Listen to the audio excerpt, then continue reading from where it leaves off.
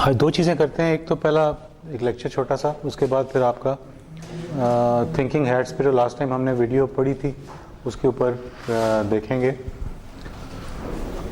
Last time decision making के ऊपर हमने पढ़ी थी, किसकी थी, नाम क्या नाम था,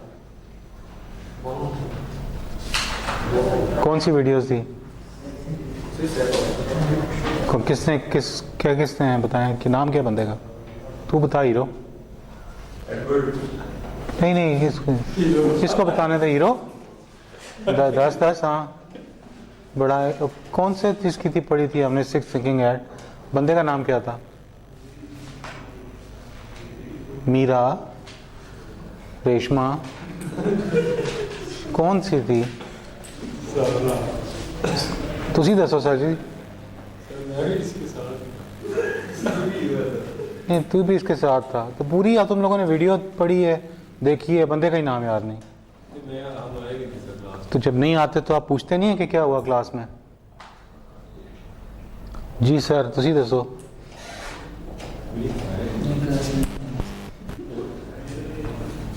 मैं माई कौन है, वरना मैं कैसी बात कर दूंगा ना कसम से तुम लोगों की। हाँ जी आप बताएं। आज आपका फर्स्ट लेक्चर है, बच गए। अजी तू दस, नहीं पता, कमाल है यार, आप लोग क्या करने आ रहे हो, मेरा भी टाइम ज़ाया कर रहे हो। दफ़ा हो जाए यहाँ से सब।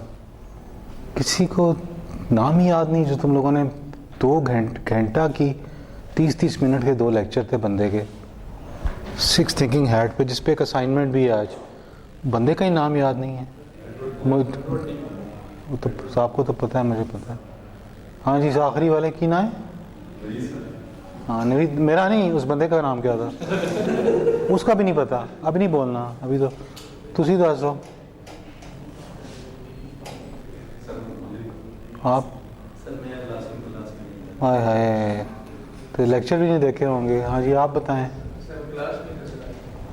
यार, दिस इज सैड एक्चुअली। जी आप बताएं।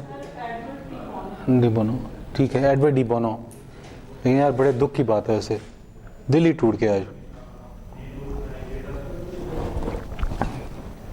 क्या पढ़ाएं आप लोगों को, हैं सही नहीं कह रहा मैं। चलो इस दफ़ा आप सब फेल हो जाते हैं, तो आपके एग्ज़ाम है, ठीक है, ये डील कर लेते हैं इस सवाल पे। नहीं मैं बिकूंगा नहीं इस दफ़ा तुम्हारी ये टेक्निक से मैं बिकूंगा नहीं हूँ। कुछ बड़ा गा रहे थे, बजाने से नहीं बड़ा वो क्या होता है, तिक्का पार्टी। और तिक्का पार्टी तू तो जाना तिक्के लेके आ भी सारी क्लास के लिए, अगर तूने पास होना है तो। 12:30 मतलब 3 बजे तक क्लास है, 2:30 बजे ले आता, अभी किधर स्टार्ट ही नहीं हुआ, 12:30।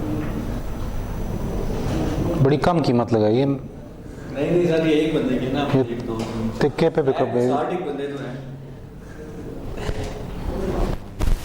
यार। लेकिन वैसे तुम लोगों को दुख नहीं हो रहा इस मेरे सवाल के ऊपर? ऑनेस्टली दुख नहीं ऑनेस्टली यार, ये तो मतलब वी लिसन टू दैट, उसका कॉन्सेप्ट क्यों था वो। अच्छा ओके, एडवर्ड डी बोनो साहब ने वो सारा कुछ कहा क्यों था सिक्स थिंकिंग हैट के लिए? वो किस लिए, वो टूल यूज किस लिए होता है? डिसीजन मेकिंग के लिए, ठीक है। यार दिल टूट गया है, चलें कोई नहीं।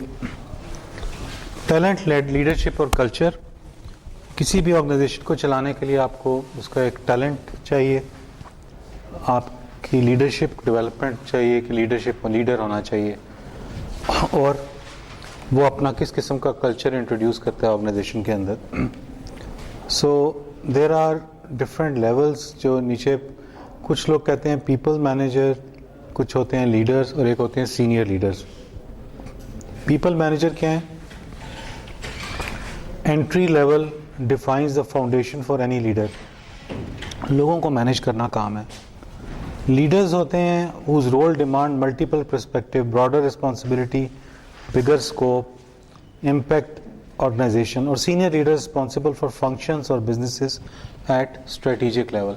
जैसे कि कंट्रीज़ के अंदर लीडर्स होते हैं, कुछ लोग लोगों को मैनेज कर रहे थे, कुछ लीडर्स होते हैं, कुछ उन लीडर्स में भी स्टैंड आउट लीडर्स कर जाते हैं, हर लीडर कंट्री का एक तो नहीं है ना, कुछ डोमिनेंट लीडर होते हैं, प्यूटिन हो गया या कोई भी हो गए, वो क्या है, वो दूसरों को डोमिनेट करते हैं बिकॉज ऑफ देयर कैपेबिलिटीज़। इसी तरह ऑर्गेनाइजेशन के अंदर आपके general managers type people manager हो जाते हैं, उसके बाद लीडर्स होते हैं जो कंपनी के अंदर में भी CXO लेवल हो गया, और एक आपका CEO लेवल होता है जो कि आपका सीनियर लीडर होता है, जो कि कंपनी की पूरी स्ट्रैटेजी को ड्राइव कर रहा होता है, ठीक है। So when one gets promoted to a management position, these 3 things change in the organisation. वो 3 चीज़ें क्या हैं चेंज होती? नंबर 1, जब हायर पोजीशन पे जाते हैं, mindset, what people believe is important and so it becomes the focus of their effort. Mindset change आता है आपके अंदर जब आप हायर पोजीशन पे जाते हैं, स्किल्स आता है, आपकी कैपेबिलिटीज़ इंप्रूव होती हैं, और टाइम एप्लीकेशंस चेंज होती हैं, यानी कि new time frames and allocation that govern how work. So आपको बेसिकली काम लोगों से करवाना होता है ना हायर पोजीशन पे, तो आप उनको टाइम देते हैं कि ये काम किया जाए, ये चीज़ अचीव करनी है, तो वो टाइम एज ए वर्कर आप उस चीज़ को नहीं देख रहे होते, क्योंकि छोटा सा रोल होता है। जब बिगर रोल लीडरशिप का रोल आता है तो आपको ये चीज़ें मैनेज करना शुरू होती हैं। सो there are key differences in mindset, skills and allocation between individual contributor and a manager. So एक individual contributor का mindset, उसकी skills और time application फ़र्क होंगी from the person who is a manager who is managing other people. So उसका mindset change होगा, वो ही नहीं रह सकता जो इंडिविजुअल वर्कर का माइंडसेट होता है। इसीलिए ये जो मैनेजमेंट MDP हम कहते हैं, मैनेजमेंट डेवलपमेंट प्रोग्राम्स होते हैं, ये इसीलिए होते हैं कि आपको इम्प्रूव किया जाए, और इसीलिए आपका ये सब्जेक्ट जो management sciences for technical managers है, ये भी आपको इसीलिए पढ़ाया जा रहा है कि आप इंडिविजुअल कंट्रीब्यूटर के बजाय आप मैनेजमेंट लेवल पे जाएं और फिर लीडरशिप रोल के अंदर जाएं, ठीक है। So adapting the new mindset is the most difficult part of this transition, ठीक है। सबसे मुश्किल काम होता है अपने माइंडसेट को चेंज करना, नई पोजीशंस के लिए अपने आप को चेंज करना। So operating through others instead of individually, दूसरों के थ्रू काम करवाना होता है। Valuing managerial work, approaching learning, coaching, development of the direct reports. So ये डिफरेंट किस्म के रोल्स आपके पास आ जाते हैं। दूसरों को सिखाना भी उसमें आ जाता है, लोगों को डेवलप करना भी उसमें आपका रोल आ जाता है। सो आप देख लें माइंडसेट चेंज क्या है, ये from individual contributor to a management level contributor ये पर्सन हो जाता है, ठीक है। सो इंडिविजुअल कंट्रीब्यूटर क्या करता है? Getting results through personal efficiency, high quality technical और प्रोफेशनल वर्क और एक्सेप्टेंस ऑफ कंपनी वैल्यूज़। जो माइंडसेट है इसमें है गेटिंग रिजल्ट्स थ्रू अदर्स, जो हम मैनेजमेंट में देख रहे हैं, लीडरशिप में। Success of direct reports end of the unit, पूरे यूनिट को देख रहे हैं ना, मैनेज कर रहे हैं आप, वो रोल आ जाता है आपके पास। थोड़ा लास्ट टाइम हमने जो पढ़ा था 2 प्रेजेंटेशंस, आप फ़र्क आ गई। हाँ, आपने लास्ट टाइम जो पढ़ा था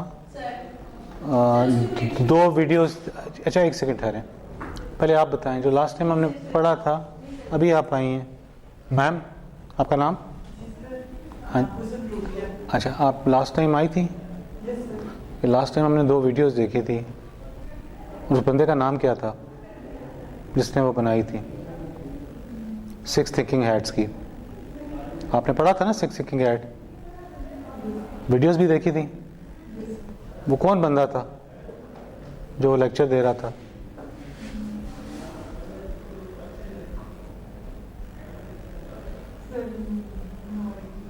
नो आइडिया।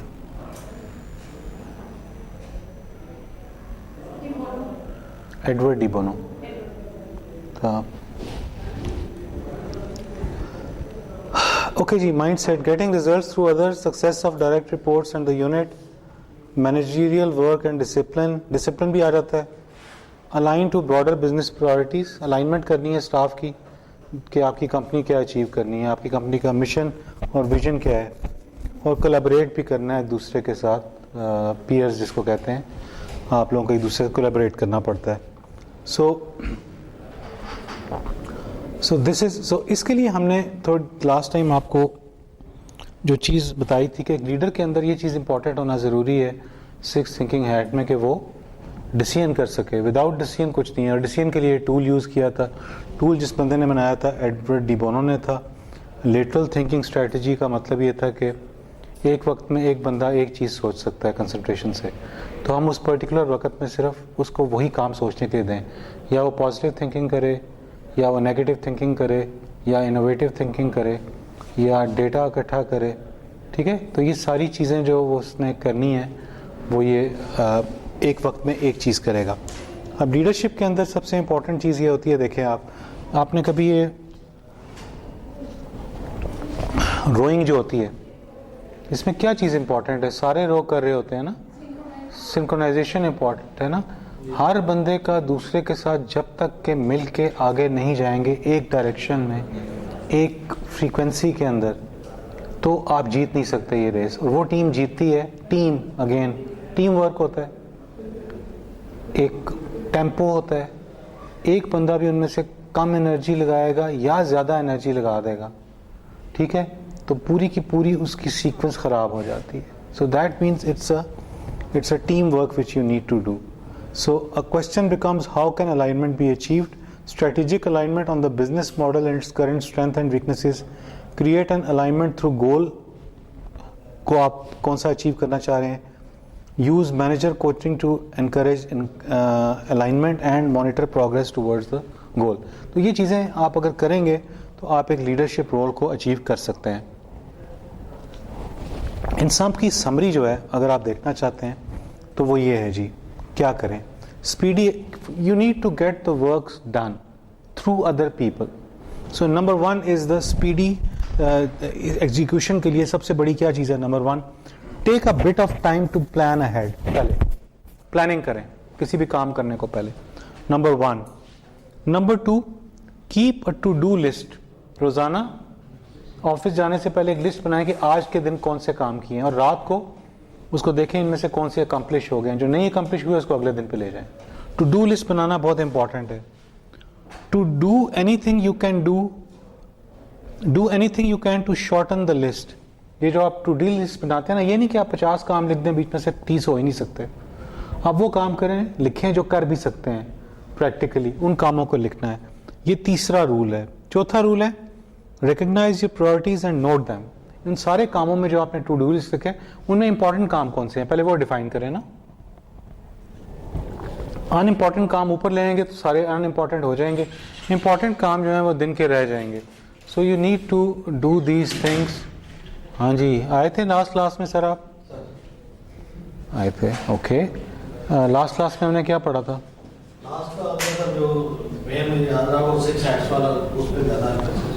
वही है. और किसने वो 6 सेट बनाया था टूल? उस पे कुछ डाटा बनाया है, लेकिन अभी वो नहीं 6 टूल्स की किस बंदे ने बनाया था ये? उसका नाम क्या था? नाम रेशम? नहीं सर, रेशम तो पता नहीं थी. कोई रीमा, साइमा, कोई तो होगा यार इनमें से. नरगिस?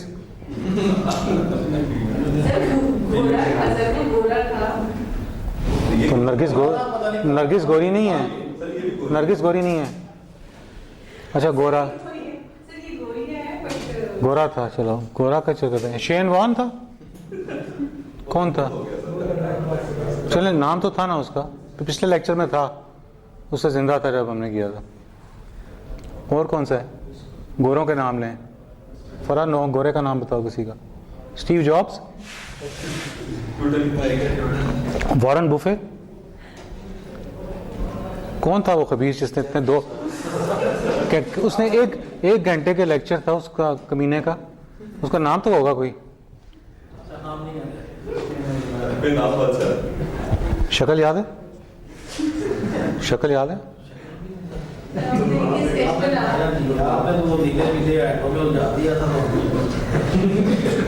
जिस बंदे ने वो टूल बनाया उसका नाम भी नहीं पता.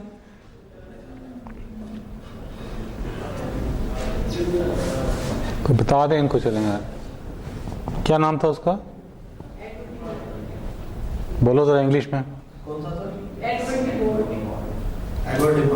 डी बानो नहीं है, ये आप क्लास में मैनेजमेंट साइंसेस की, ये बानो की गेम नहीं हो रही। एडवर्ड डी बानो, बताएं। चलो सुने, दोबारा सुने, बताएं इनको। क्या नाम था? एडवर्ड डी बोनो।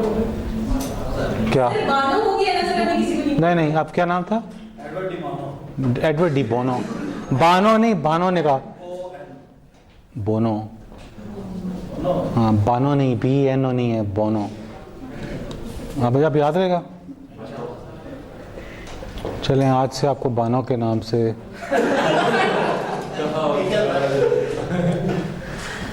ठीक है जी, अगर माइंड ना करें तो ठीक हो गया जी। Recognize your priorities and note them down. Take note of any deadlines you are working towards. अगर कोई डेडलाइन है जिस काम की, तो ज़ाहिर प्रायोरिटी उसकी हाई हो जाएगी, आपने अचीव करना है। कुछ कामों को आप बाद में देख सकते हैं, डेडलाइन जिनके करीब आ चुकी हैं उनको आपने अचीव करके करना है, ठीक है। Take note of your motivations. Your motivation will fuel your speed and extra effort and determination. जिस काम में मोटिवेशन माइनस हो जाए किसी में से, तो वो जॉब रह जाती है, नौकरी।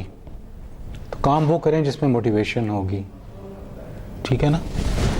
Do what ever is best for you. Because मैं आज आपको बताता हूँ, एक मेरा दोस्त था, 1 साल हो गया उसकी डेथ को।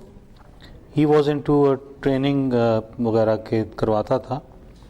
रियल्टर, ये नहीं होते जो प्रॉपर्टीज़ की ना, बाहर दुनिया में एक इसकी डिग्री होती है। तो ये उसके भाई ने लिखा है, माई ब्रदर फ्रेड, ये इस्माइली था। Always told me whatever you do, where, eat और wherever you go, make sure it is the best, and if not, go do something else. You understand क्या मतलब है? कितनी खूबसूरत बात है वो। और वो करता ये था। He died at the age of 42, very young, died in sleep, very good friend. और उसने वो जिंदा भी ऐसे ही रहा है, बेस्ट ऑफ बेस्ट कैपेबिलिटीज़ भी थी इंसान में। सो अगर आप ये करें, it's called achieving excellence in what you do. किसी भी प्रोफेशन में अगर जब तक आप सबसे बेहतर नहीं होंगे ना, तो आप आगे नहीं चल सकते, आप एवरेज ही रहेंगे ना। So why did he die so early? Did he quit? No, he died because of a health reason, which was also related to what he used to eat the best. हर वक्त दोपहर lunch करना, मतलब best of the best lunches. अगर कोई stake खा रहा है तो एंगस के नाम, दुनिया की बेस्ट स्टेक खा रहा है। उसके कहने का मकसद ये था कि what ever you do, you should be having the best thing. And जो काम कर रहा था, जिससे पैसे अर्न कर रहा था, he was best because that's why he was earning lot of around $30,000-40,000 a month. इतना पैसे वो कमा रहा था। एंड बस डेथ तो आ जाती है, किसी तरह भी आ जाए, जैसे आपकी भी आ सकती है ना क्लास के बाद, तो क्लास के दौरान। जिस तरह आपने देखा होगा शेन वॉर्न का, उसने सुबह रॉड, जो विकेट कीपर था, उसकी डेथ के ऊपर ट्वीट की है और कहा था कि मेट, गुड बाय मेट और समथिंग। उसने एक मैसेज किया उसकी डेथ पे, और 12 घंटे बाद उसकी अपनी डेथ हो गई, ठीक है। So there can be many reason, medical reason था वैसे उसका, जो आपका आंसर है। अब मेरे से पूछिए why did he die, Allah से पूछो, मेरे से क्या पूछना है। Take note of your motivation, जो आप लॉजिक दे रहे थे कि हमेशा वही किया है, विच वॉज द बेस्ट। जी बिल्कुल। और जो He lived his life. किया उससे वो क्विट कर दिया, मतलब क्विट नहीं किया उसने। He lived his life and then he died. He lived his life, the 42 years he spent on this earth, he lived the way he wanted to live. देखें, आपको ना दुनिया में क्या मिसाल दूंगा, कुछ लोग होते हैं ना लाइफ को वो 3rd या 4th डायमेंशन में देखते हैं। हम उनको कई दफ़ा नॉर्मल इंसानों से फ़र्क कहते हैं, कई दफ़ा लोग उसको पागल भी ऐसे लोग कहते हैं। मैं इसकी एग्जांपल नहीं दे रहा, लेकिन उन्हीं लोगों का नाम जिंदा रहता है, ठीक है ना। वो क्या करते हैं, 2 लोगों की एग्जांपल दूंगा, सादत हसन मंटो और जॉन एलिया। 2 बंदे अपने आप रिलेट कर सकते हैं। उनका क्या फ़र्क था? They did something different than the others, they lived the life on their own terms. And number third, उन्होंने they were ahead of their time, both of them इस टाइम से आगे के लोग थे, और लाइफ को उन्होंने थर्ड डायमेंशन या फोर्थ डायमेंशन से देखा, डिफरेंट तरीके से। तो ऑर्डिनरी नहीं थे, एक्स्ट्रा ऑर्डिनरी थे, और इसीलिए ऐसे लोग याद रह जाते हैं। वरना हम लोग तो आम इसी तरह आते हैं, फोत हो जाएंगे, कोई याद ही नहीं रखेगा। सो इन लोगों में ऐसी होती है कैपेबिलिटी। सो जब हम बात कर रहे हैं क्यों, they follow their heart and motivation. उनको ये नहीं था कि उनको खाने की फिक्र में हों या उस चक्रों में पड़े हों। They were doing something which was quite different from ordinary. आपको मेरी बात समझ आती है? अगर दोनों की आपने लाइफ हिस्ट्री नहीं पढ़ी तो थोड़ी सी पढ़ लें। सो इन दोनों और भी लोग हैं जिनकी एग्जांपल है। सो आपको अपनी मोटिवेशन या पैशन उसको फाइंड करना पड़ेगा अगर आप ऊपर जाना चाहते हैं। जंप इन एंड स्टार्ट सबसे पहला इंपॉर्टेंट है। कोई भी काम करने से पहले ना हम सोचते ही रह जाते हैं, हम ये कर लेंगे, हम ये प्लान करते हैं। हमारी मोस्ट ऑफ द टाइम जो है ना इसी चक्कर में गुजर जाता है, पहला स्टेप ही नहीं लेते। जब तक पहला स्टेप नहीं लोगे, जब आप स्टार्ट ही नहीं करोगे तो उस चीज़ का एंड कहाँ होगा? सोचते ही रहेंगे जी अच्छा हमने ये करना है, टाइम तो गुजर रहा है, एज भी गुजर रही है। क्यों बानो? सही है ना? हाँ, बानो तो एक दिन जवान होती थी, अब बूढ़ी हो गई। तेरी डिमांड बानो, एक दिन जवान थे, आहिस्ता आहिस्ता एज चाहती जा रही है, रेट कम हो गया। नहीं बानो, हमेशा देर कर देता हूँ मैं, तो देर ना करें। Work as quickly and efficiently as you can safely work, ये ज़रूरी है, इंपॉर्टेंट। काम करें लेकिन सेफ्टी का भी तो, हेल्थ एंड सेफ्टी की जो बात होती है वो तो नहीं ना कि हमारे यहाँ वो एस्ट्रोनॉट्स टाइप देखते हैं ना, बाहर के लोग जाना होता है किसी गटर को साफ़ करने के लिए, तो आप देखते हैं एस्ट्रोनॉट टाइप बंदा आता है, ऑक्सीजन लगू के सीढ़ी लगाते हैं और नीचे जाते हैं और साफ़ करते हैं। तो साढ़े की होता है, एक मजदूर गया छाम, दूसरा उन्होंने पकड़ के हाली तक उत्ते नहीं आया, तीसरा गया यार कि दोनों को बचाऊंगा, तिनों गैस मार दी, तीन लाशें फिर निकलती हैं 1 1 2 2 से। तो हमारा वो हेल्थ एंड सेफ्टी है ना, हम लोगों ने जो ऐसे किया हुआ।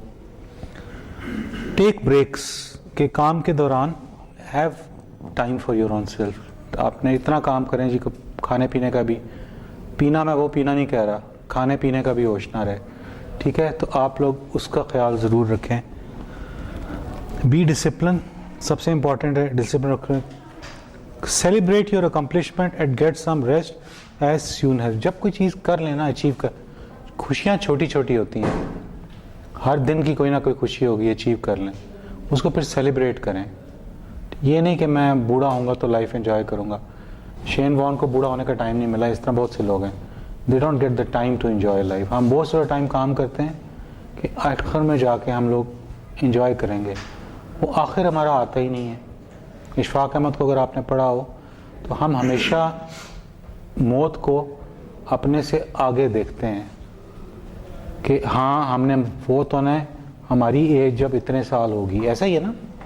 लेकिन मौत आपसे आगे नहीं चल रही होती, वो आपके साथ चल रही होती है, ठीक है? एक सांस आना और एक सांस ना आना, यही 2 डायमेंशंस हैं और ये फ़र्क है एक जीते इंसान में और एक जो इंसान नहीं होता। तो इसलिए आपको क्या करना है, सेलिब्रेट करें छोटी छोटी खुशियाँ जो अचीव करते हैं। बच्चों के लिए कुछ किया है, शाम को उनके पास जा रहे हैं आप, just enjoy the fact you are with them. आप खाने पे बाहर गए हैं, enjoy that and celebrate that thing, rather than कि आप उसको आगे देखें कि अच्छा कल मैंने क्या करना है। ठीक हो गया? ये इंपॉर्टेंट चीज़ है, बड़ा सारे लाल है, तो आज ही ना कर दी जाके, उसका नतीजा ख़तरनाक होता है। अब मैं लतीफ़ा सुनाऊँ तेरे लिए, कोई ज़बरदस्त किस्म करना है?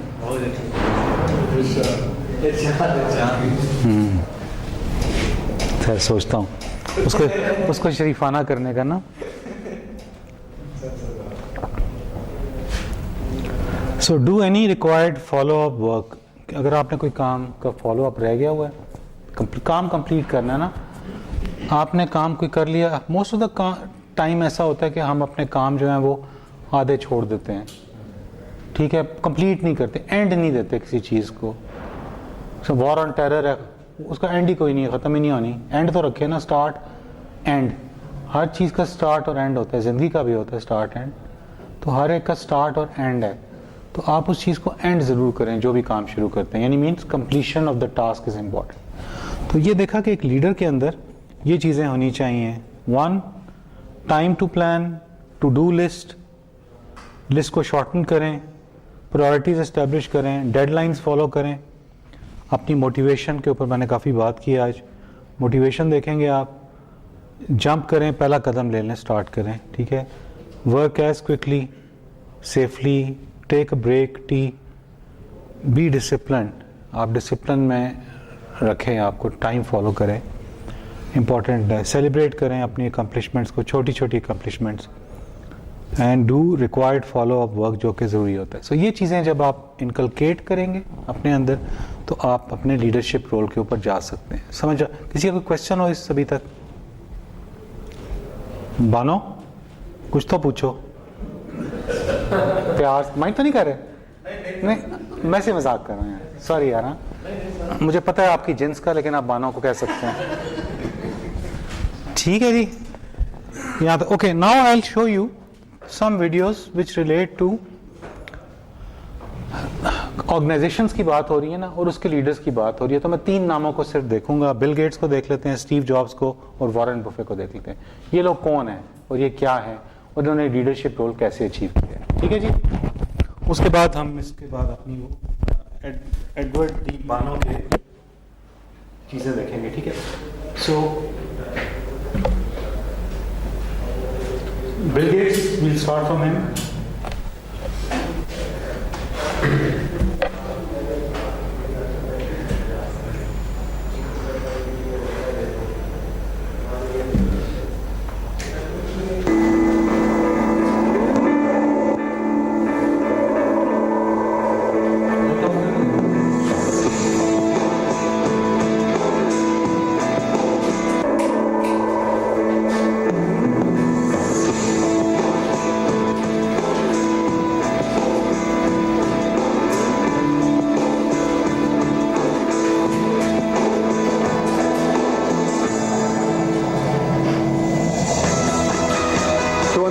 Bill as a young boy was very early. He demonstrated this really insatiable curiosity about things. He became a voracious reader.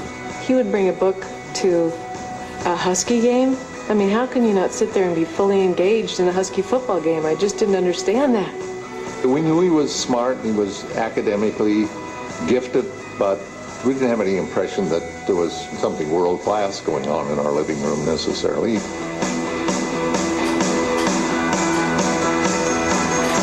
My 8th grade year, they got a terminal that was connected over a phone line to a GE time-sharing computer. And Paul Allen, who was 2 years ahead of me, was one of the people who was most curious about it. Before you knew it, there was just a core group of about a dozen of us that would spend